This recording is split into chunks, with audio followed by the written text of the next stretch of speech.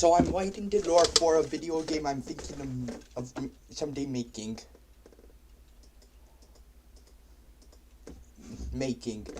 This is of course subject to change, but I tend to get attached to pieces of lore pretty easily. So, so, so the changes won't tend to be big. There is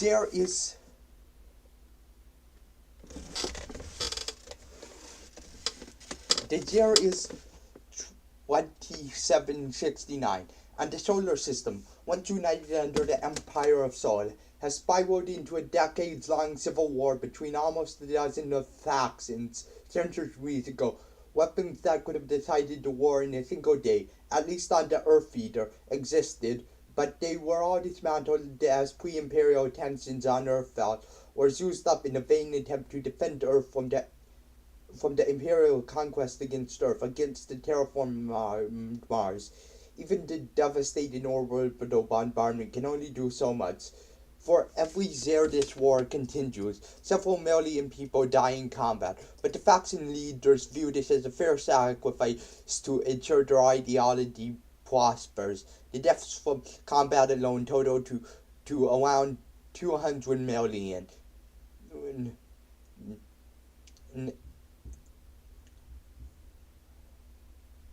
And an estimated 400 million from the other toes of war, making the Solian Civil War the bloodiest in human history, where the fate of humankind will be determined. And it's not only the human fighting, but an alien invasion has started targeting Earth. Before the Civil War, the Empire was prospering.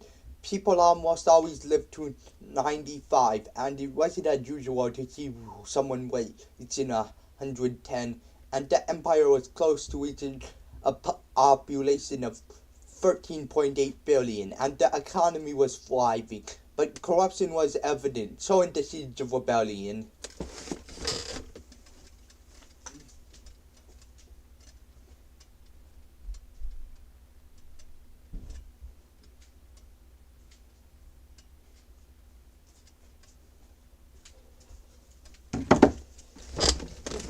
Planetary populations: Earth 10 billion, Mars 3.5 billion, Europa 40 million, Luna 200,000, Mercury 30,000, total around 13.5 billion. Terms glossary. Characters: Pope Julius III is the current pope. He lives from born in 2666, and he is still alive. Andreas the first emperor / empress of Mars / Sol. Wayne.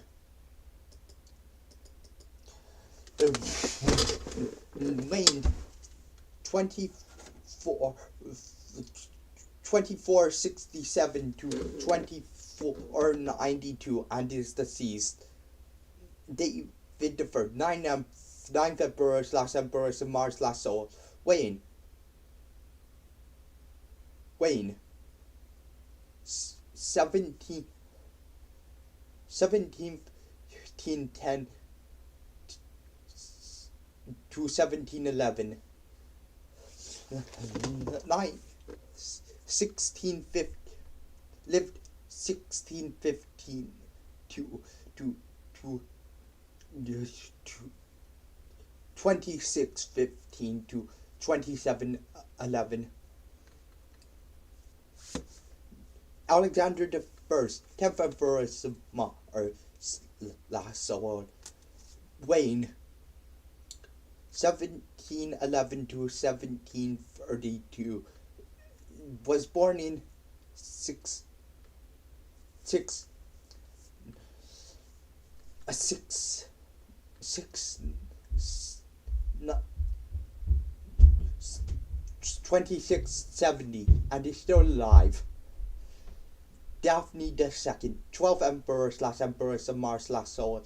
Wayne, 1738 to 2738 to 2742, to lived 2712 to 2742. Alexander II, current Emperor of Sol. Wayne, 27 to 42 into now, and that's the same as his life.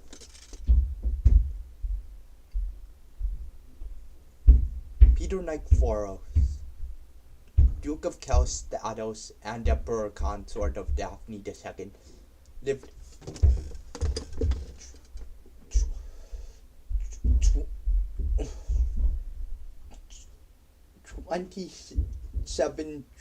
2721 to 2756. Gabriel I, current King of Mars. Juana the First, current Queen of Mercury and Lunatic. Ivy Benedict, wife, Empress, and primary regent of Alexander I. Amelia Kruger, Unifier and first Chancellor of Mars. Office,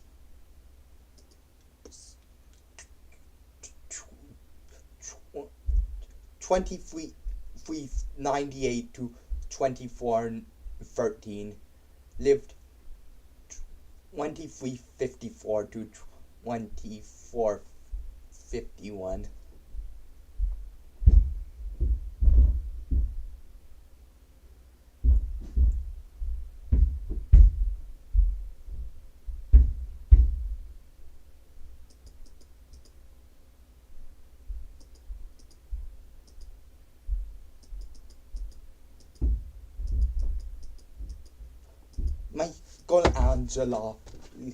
Mikhail Angelov, leader of the Federalist Rebellion. Cities, countries, and region. Earth, New York City. City founded in a strong Christian area as a safe place to keep the Pope.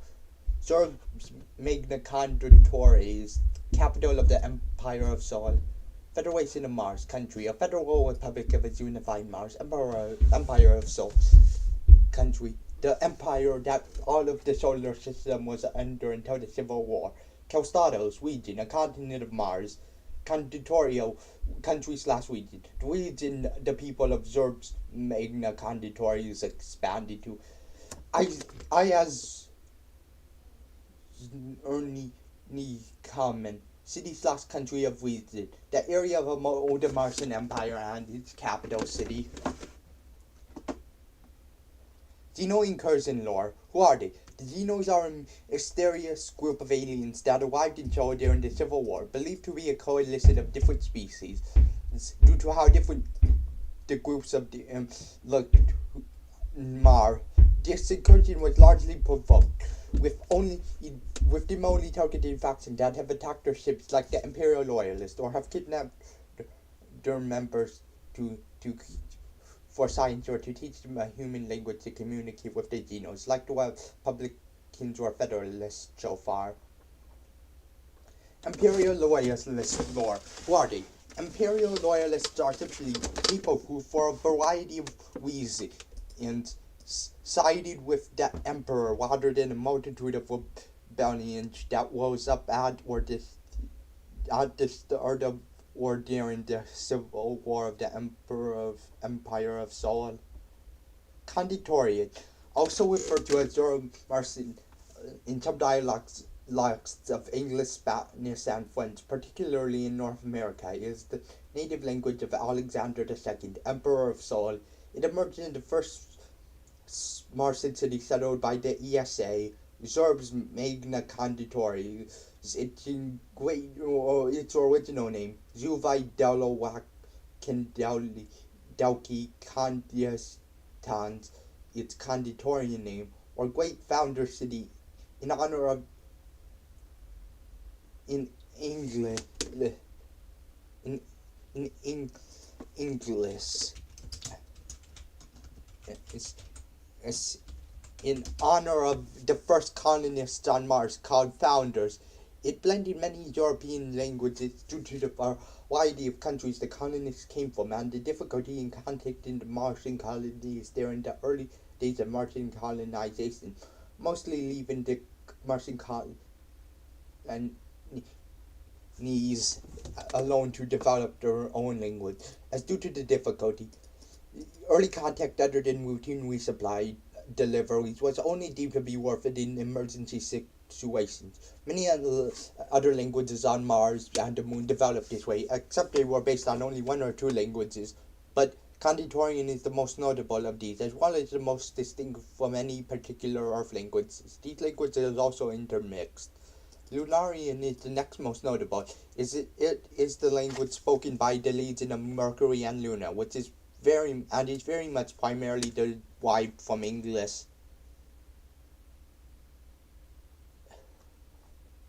Planetary Legion. The Empire of Sol divides its army into 4 planetary legions, one for Earth, Mars, and Europa, and due to their very low populations, a third one for Mercury and the Moon or Luna.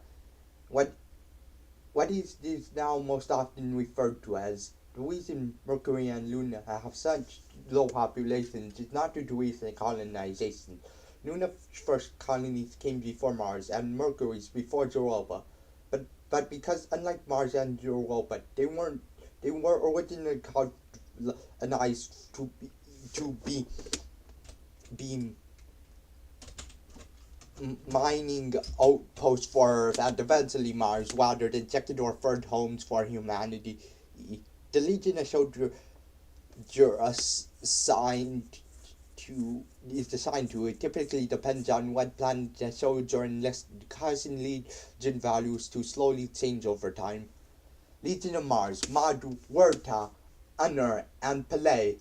The model of the Legion of Mars translates to bravery, honor, and loyalty from the Urbano tongue of Konditorian. They consider these three things to be the greatest virtues a soldier can have. They prefer to prioritize attacking over defending because they consider that not only more brave but more honorable. Their colors are red, representing the pre-terraforming color of Mars' surface. Their offensive tactics, representing the values in their motto. Alexander II has technically given himself command of all the Empire's military, but he usually serves with the Legion of Mars, as he is a Martian born. It was the first legion established in in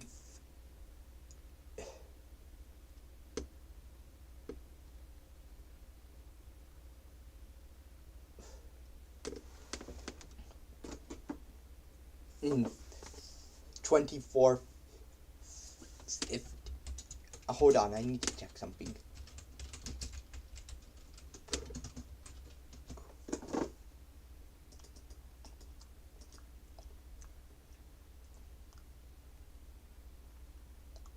Oh, yeah, I changed the date. The coup of Mars happened.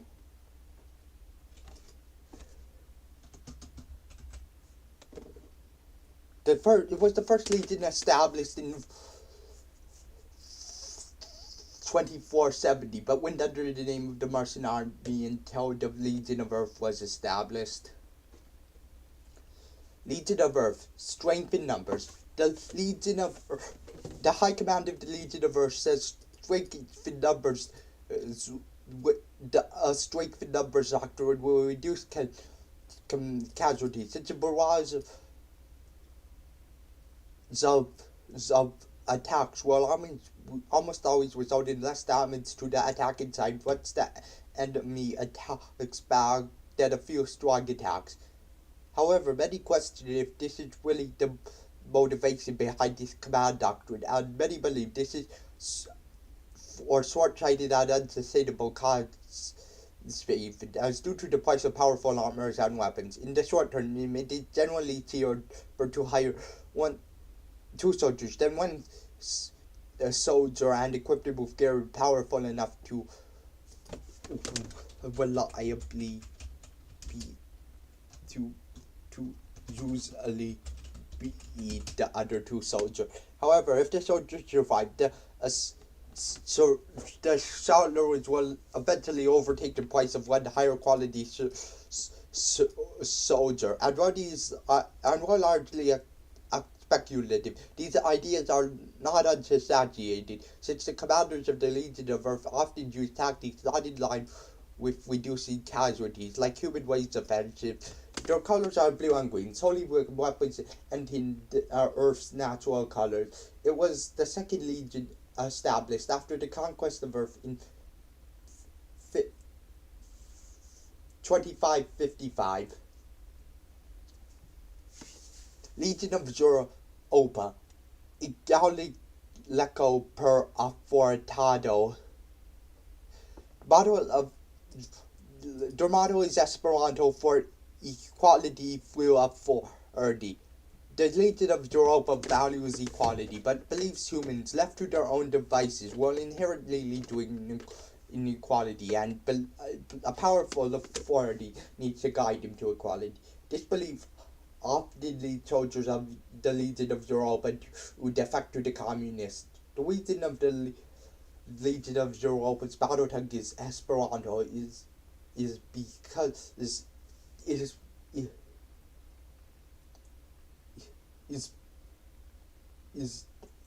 that there was a large dispute on whether the Legion of Earth should speak English or Esperanto, and it caused a lot of infighting. So the then Emperor David III realized more soldiers support in Esperanto than being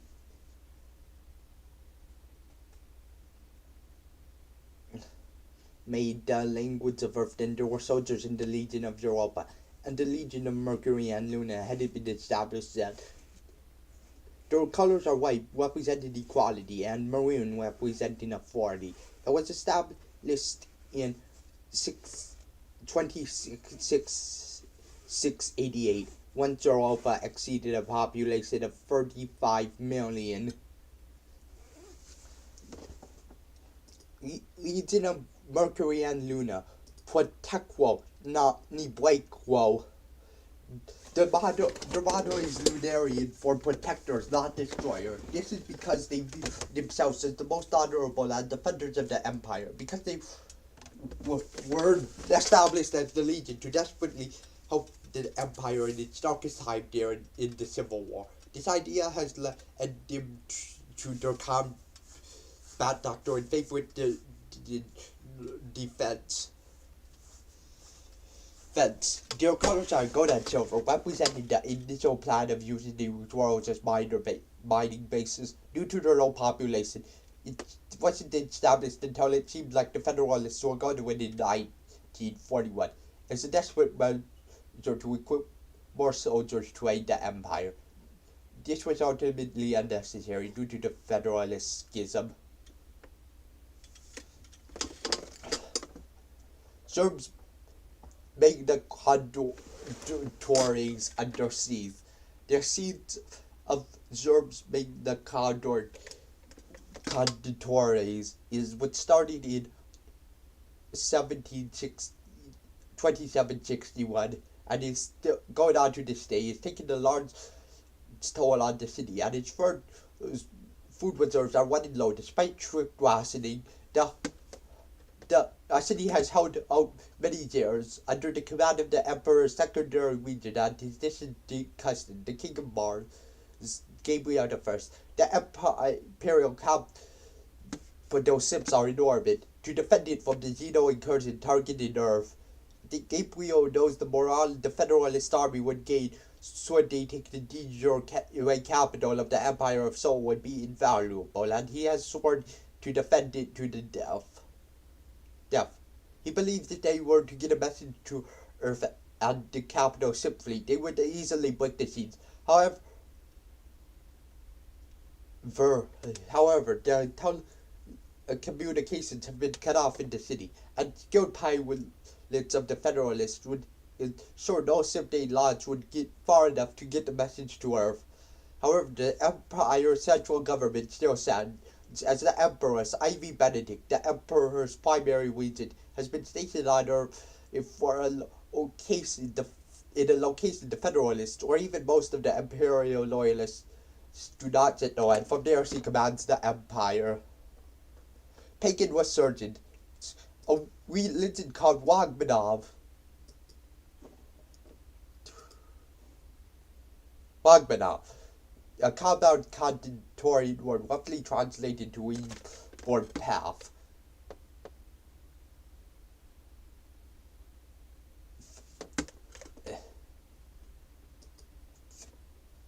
Has arisen.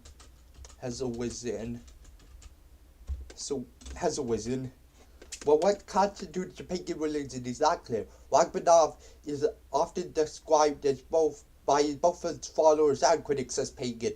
It was founded in the 26th century, relatively close to Urbs Magnus Condentori. It is called Woagslo by the prophet Pierre Girard, and for the majority of its history, it remained a minor religion, but started to rapidly expand near the end of the 27th century. Well, what they believe the history of the universe is largely what science have shown. They believe in multiple universes, each with their own gods, and function in ways incomprehensible to the natives of other universes, even their gods, that are branches of a growing tree that will eventually die and cause the end of the multiverse. Rachmaninoff is a polytheistic and not usually, but not necessarily polytheistic religion. However, there are even the followers who worship multiple of the gods rarely worship Demon. There are many minor gods in this religion, but the most important are Augus, god of war, Woloes, goddess of love, Amasar, goddess of the stars, Tiane, god of death, Ukahel, god of humans, Folessa, goddess of earth's nature, Zenizal, goddess of knowledge. Okay, this is where it starts to get straight up absurd. The device of immortality is a mysterious device that turned whoever touched it unkillable after an excruciating sting. It's been hypothesized those who have studied it know by those who have studied it that it knows when everyone will die if they don't touch it. As within the nerve sphere, most objects who have touched it will start looking around 95 to 100 years old, but occasionally, even those who are young who have touched it start to looking only a few years older in the year. It appeared almost 2 centuries ago next to Europa, but it claimed until the first European outpost. The device contained visible but bizarre and identifiable mechanisms, and after that, people don't start bathed. Only a few parts of the brain are safe from decay. Well, most people either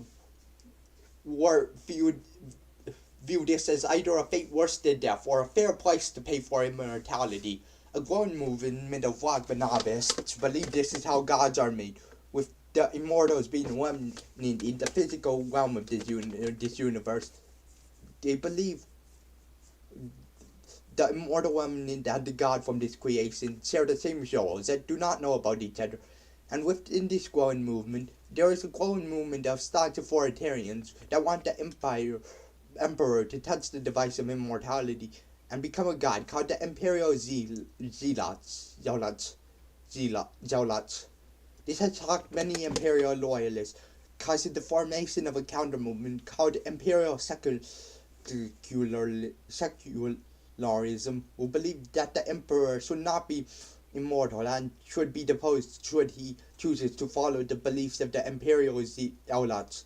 With both these movements grow bigger and more fervent, em- the emperor fears that this will lead to a schism in the loyalists and another faction rising up against the Empire of Saul.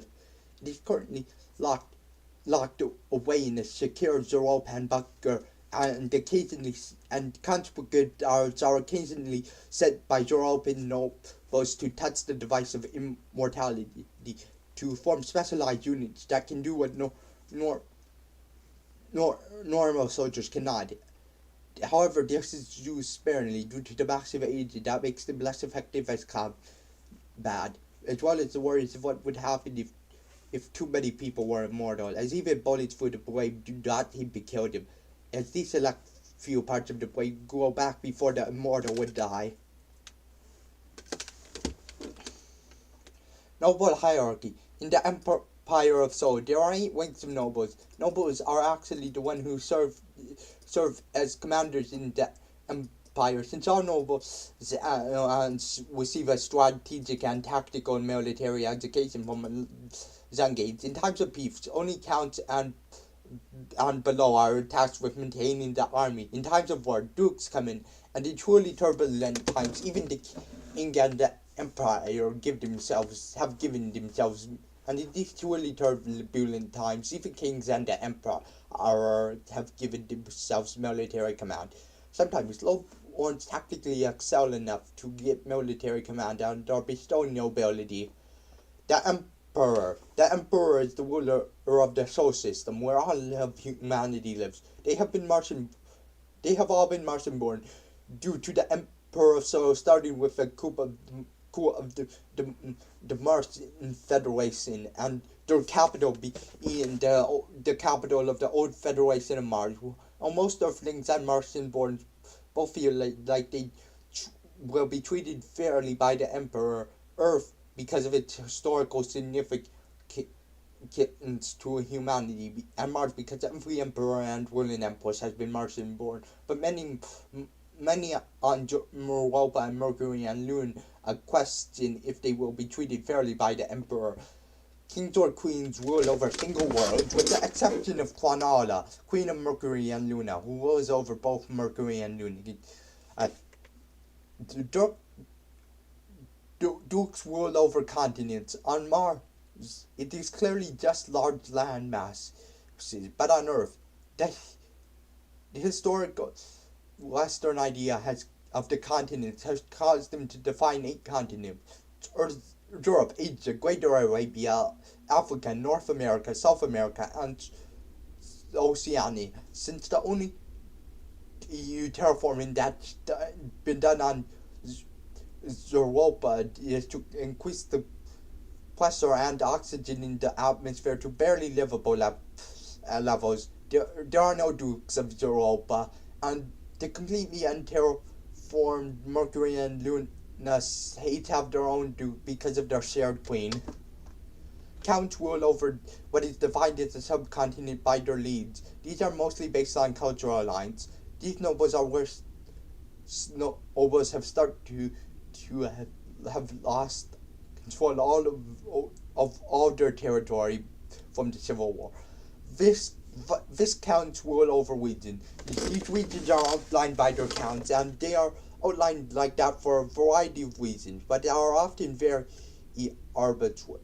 Due to typically arbitrarily defined lines, the borders are flexible, causing this to be typically the highest the lowborn can rise due to military command, and is actually more common than a lowborn rise into a baron or a baronet. Barons rule over cities, in particularly large cities. Baronets rule over boroughs. Knights are technically nobles, but they don't rule over any territory, causing this to be the most common rank a lowborn ascends to. And these aren't even remotely finished. Federalist lore. Federalists. Who are they? Federalists were the first faction that rose up against the Empire of Sol started the Civil War. They not only want to reinstate the government of the Federation of Mars, but to apply it to the entire solar system. Peaceful petition into the full-blown Civil War. Ever since the coup of Mars, there have been people peacefully protesting and petitioning to restore the old federal race of Mars in the love and memory of Amelia Kruger. Remembering that he would peaceful ways to fix problems. In the 2720s, an avid supporter of her government ideas, but not her quasi-pacifistic way, Mike Heel and Love had his support quickly grow. By the end of the 2720s, many locals and loyalists started to worry that he was a threat to the Empire of Sol, but these concerns fell on Alexander I's deaf ears, and in 2730, a still unidentified assassin tried to poison his food, but due to the extreme bitterness for the poison potency, he noticed there was something wrong with his food before it could do anything worse than cause him to be sick. It did, however, temper his resolve, and in 2732,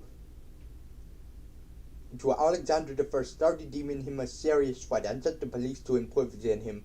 Shortly thereafter, the Federalists began a raid on the prison he was being held in, killing most of the guards and releasing all of the prisoners, regardless of what they were in prison for. This marked the start of the Solian Civil War, and as soon as Alexander I heard the news, he resigned. At the beginning of the Civil War, imperial loyalists that hoped the war could be ended peacefully before too much damage was done told the lie that the emperor resigned because he wanted to stop any further bloodshed and knew he didn't have the silver tongue necessary to make it happen. But as the war progressed, the true reason became clear to everyone.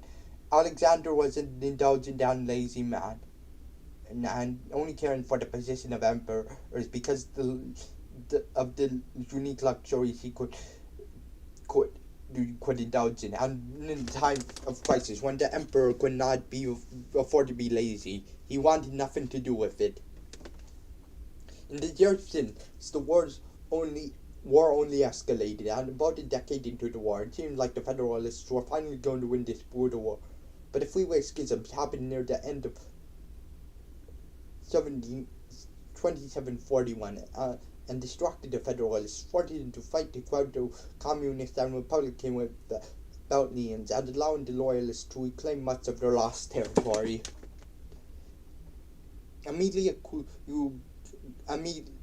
Kruger and the unification of Mars. Amelia Kruger was the first Chancellor and unifier of Mars. She called herself a pacifist, and most countries on Mars peacefully joined the Federation. Aided by her silver tongue, she used a variety of negotiation techniques to convince them to join the Federation, such as telling them if they joined, they would not only decide how their country is run, but get a say of how Mars is run. Occasionally, there were countries that not even Amelia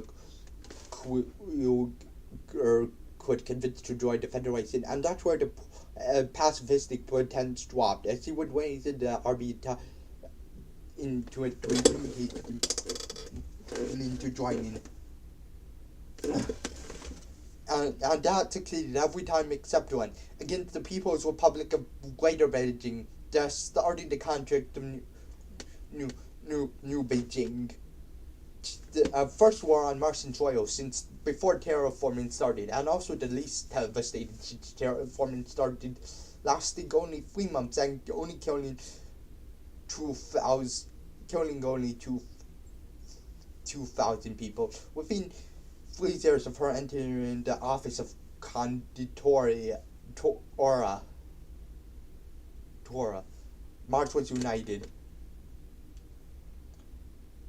Immediately Kruger proposed to fortify the satisfactory middle ground in many key issues. Sometimes they turned to respect, sometimes they turned to but he kept her in office until she stopped running for office. Under the Federation of Mars, each term lasts 3 years, initially with no term limit. A 5-term limit instated in 2422, and it was decreased to 4 terms in 2435. In 2444, Chen Yizhou, the first and only dictator of the Federation of Mars, abolished the term limit to cement her power, and even after her assassination in 2465, the term limit was never restored. But it would not matter, as the coup of Mars would happen in not even a full term. The legions of the Federation, and they're the Federalists, unlike the legions of the Federalists. Legions are assigned based on the soldier's skills and values. This is because, in the Empire, the legions are there to streamline the recruiting process. Under the Federalists, the legions are there to establish specialization. A more experienced soldier who has changed and learned new skills can even be reassigned to a new legion. The first legion, the Generalists. The first legion is the largest of the Federalists. They do not specialize in anything aside from having slightly more legions. Established in 1736, this legion took the bulk of the pre-legion's Federalist army. The second legion, like the first legion, does not have a specific specialization aside from quality. However, for this legion is unique in that they are the only legion that a soldier cannot be enlisted into as their first legion. This is because, as the nickname suggests, it's a legion of veterans. The third legion specializes in attack. From late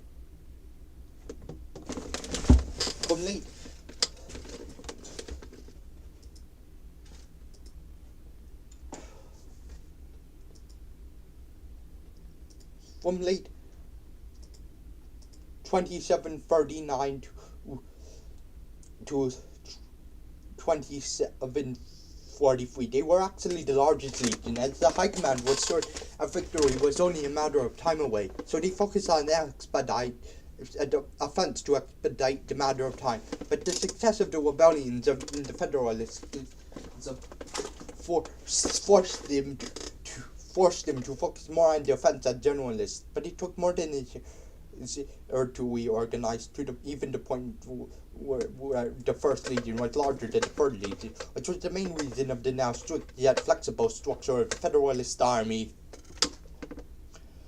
Fourth legion, the fourth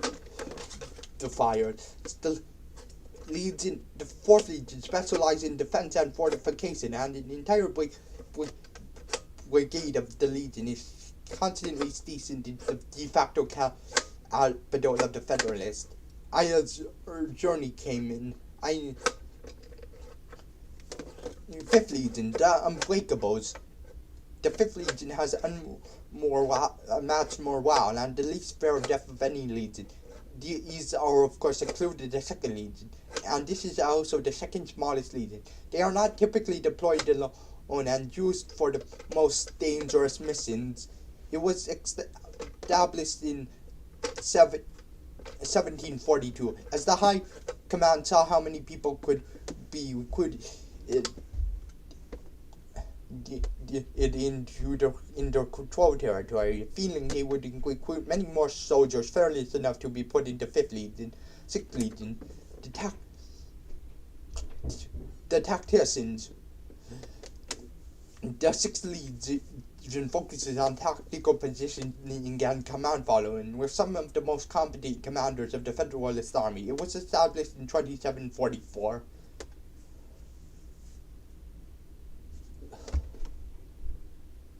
The 7th Legion the Knights, The 7th Legion specializes in melee combat. It also contained the most well and poorly equipped soldiers of the Federalist Army. Many are here because of the problems with self-protection. They aren't provided with guns to save on sulfur, and many are there because Duroplast steel armor makes changing into machine gun and charging into machine gunfire and coming out alive viable. It was established recently when the Federalists controlled sulfur mines, started when knowing 2768. Federal. Oh, wait, let's skip over the stuff I don't even have started. Wazolest corporatist lord. The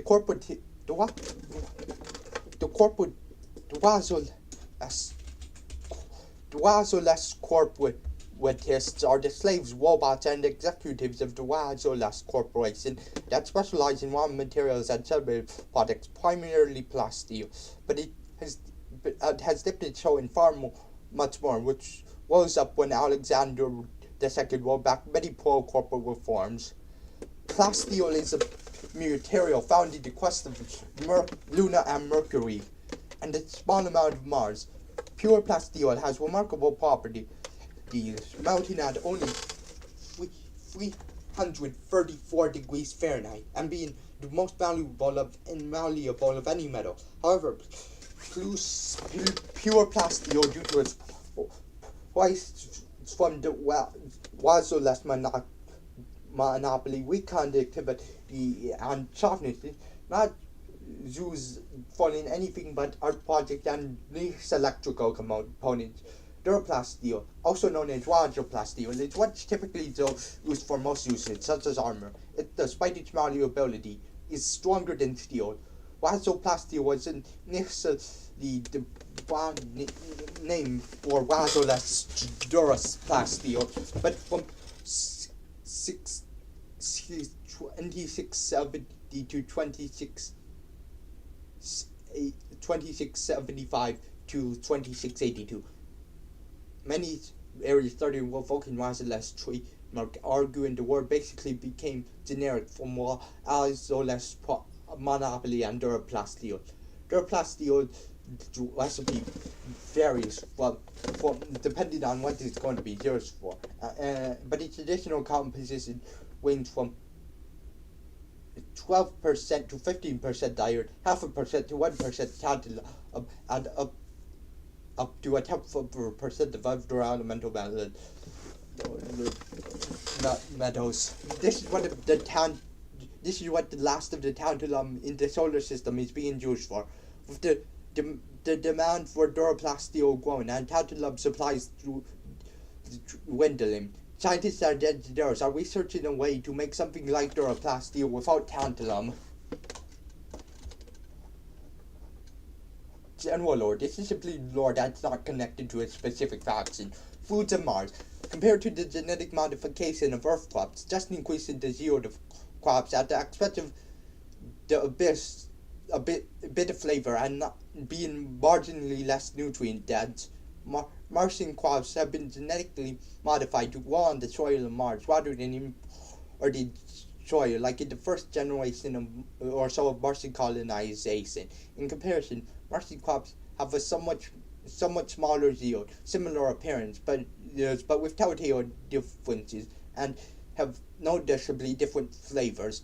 This causes many Martian-borns to be disgusted by the sight of Earth dishes, but not the taste, and vice versa. Some delicacies and popular condiments in various regions of Mars.